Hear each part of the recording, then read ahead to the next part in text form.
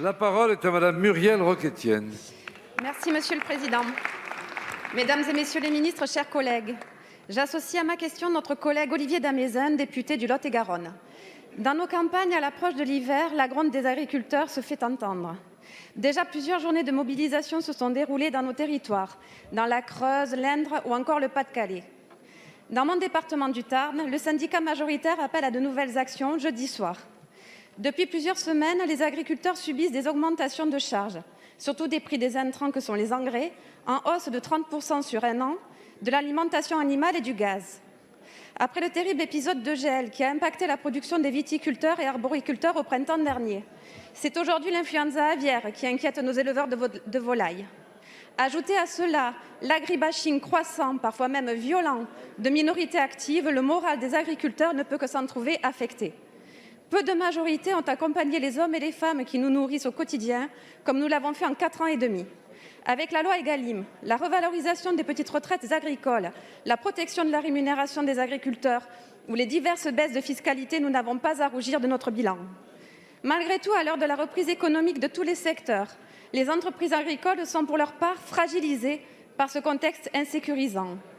Le 1er décembre dernier, Olivier Damézin vous rendait un rapport après plusieurs mois de travail et de nombreuses concertations, notamment et en particulier l'association Solidarité Paysans. Ce rapport, contenant 29 propositions sur l'identification et l'accompagnement des agriculteurs en difficulté et la prévention du suicide dans le monde paysan. La majorité et son gouvernement ne sont pas indifférents aux cris d'alerte qui émanent de nos territoires. C'est pourquoi, Monsieur le ministre, vous avez présenté ce matin, conjointement avec les ministres des Solidarités et de la Santé, du Travail, mais aussi des Retraites et de la Santé au Travail, un plan d'action opérationnel reprenant plusieurs propositions de la représentation nationale. Pouvez-vous nous donner les grandes lignes de ce plan d'action et nous dire comment ces mesures permettront de répondre aux difficultés actuelles rencontrées au cœur du monde paysan? Je vous remercie. Merci, Madame la députée. La parole est à Monsieur Julien Denormandie, ministre de l'Agriculture et de l'Alimentation. Merci beaucoup, Monsieur le Président, Mesdames et Messieurs les députés, Madame la députée Roch-Etienne. Effectivement, aujourd'hui, nous sommes face à un constat qui est tragique. Il y a une surmortalité par suicide dans le monde agricole. Ce sont des drames familiaux, ce sont des drames humains, ce sont des drames sur nos territoires. Et cette situation, Madame la députée, elle nous oblige toutes tendances politiques confondues. Elle nous oblige l'ensemble des acteurs, que nous soyons élus locaux, associations, organisations professionnelles, MSA, chambres d'agriculture.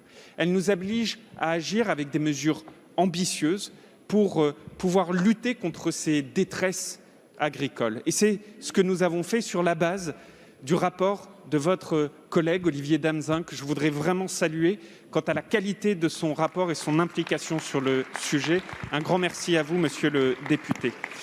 Ces mesures, elles sont ambitieuses sur le fond et dans les moyens, puisque c'est plus de 40% d'augmentation des crédits dédiés à la lutte contre la détresse agricole qui est aujourd'hui mise en œuvre.